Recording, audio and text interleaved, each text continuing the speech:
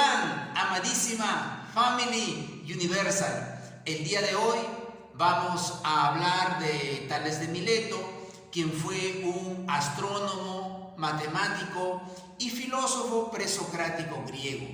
Él nació aproximadamente el año 624 y partió a la eternidad aproximadamente el año 546 a.C.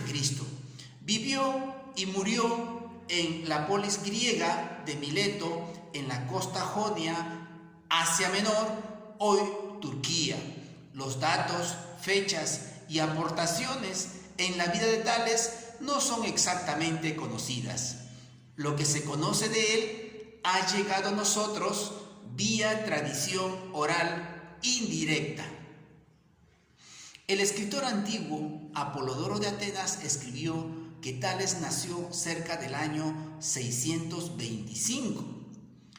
Heródoto escribió que Tales era un fenicio de remota descendencia. Según Diógenes Laercio, doxógrafo griego, Tales fue admitido en la ciudad de Jonia de Mileto a orillas del mar Egeo después de ser expulsado de Fenicia. Diógenes Laercio anotó la crónica de Apolodoro de Atenas, quien dice que Tales falleció a la edad de 78 años durante la 58 Olimpiada, entre el 548 y el 545. Según Heródoto, Tales predijo el eclipse solar del 28 de mayo del 585 a.C.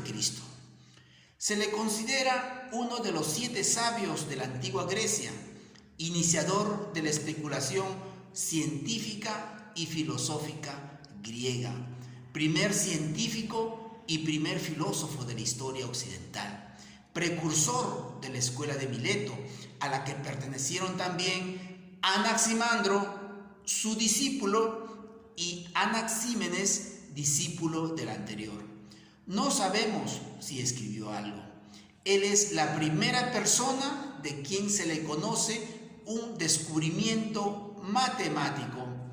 Comenzó a usar el pensamiento y el razonamiento deductivo aplicado a la geometría, uno de los primeros que llevaron la geometría a Grecia.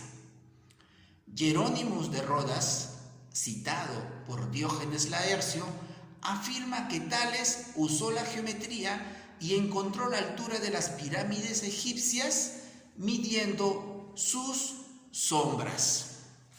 Entre otras propiedades matemáticas, él descubrió estas propiedades geométricas. El diámetro de una circunferencia lo biseca en 2 partes iguales. El ángulo inscrito en una semicircunferencia siempre es un ángulo recto y forma con el diámetro un triángulo rectángulo.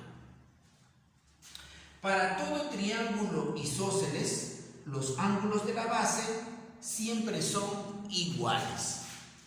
Si tenemos 2 líneas rectas que se cortan, los ángulos que se forman opuestos por el vértice son iguales. A todo triángulo, si le trazamos una línea recta paralela a cualquiera de sus lados, se forma otro triángulo semejante al anterior.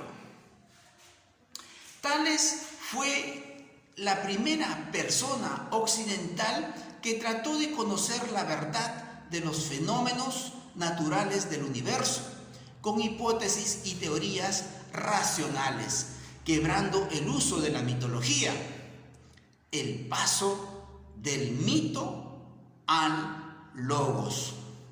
Casi todos los otros filósofos presocráticos le siguieron en explicar la naturaleza basado en la existencia de una singular sustancia última y no usar explicaciones mitológicas. Aristóteles lo consideró fundador de la escuela jónica y de la filosofía natural. En su relato de las ideas metafísicas Dice que Tales fue el primero que se dedicó a investigar las primeras causas y los primeros principios. La posición filosófica más famosa de Tales fue su tesis cosmológica, que dice que el principio del origen de la naturaleza es el agua. Aristóteles escribió en su obra Metafísica: Tales dice que la entidad permanente es el agua. Presumiblemente él derivó esta suposición de ver que el alimento de todo es húmedo. Diógenes Laercio también sostiene que Tales enseñó que el agua es el principio de todas las cosas. Tales era un ilozoísta, alguien quien piensa que la materia tiene vida y alma. Tales atribuye vida al agua. Esta debe tener alma.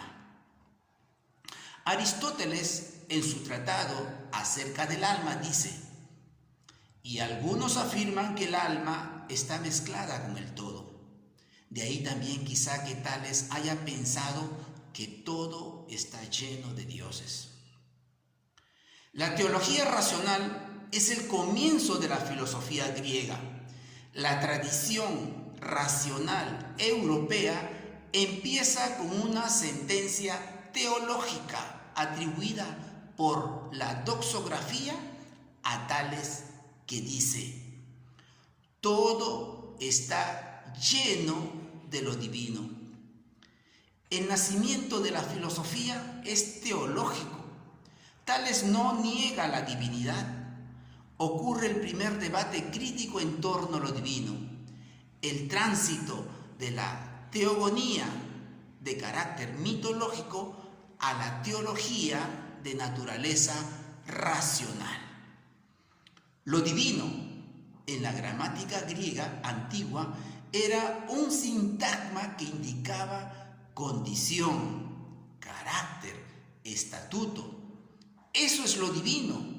Es un estar siendo, y para Tales es el agua.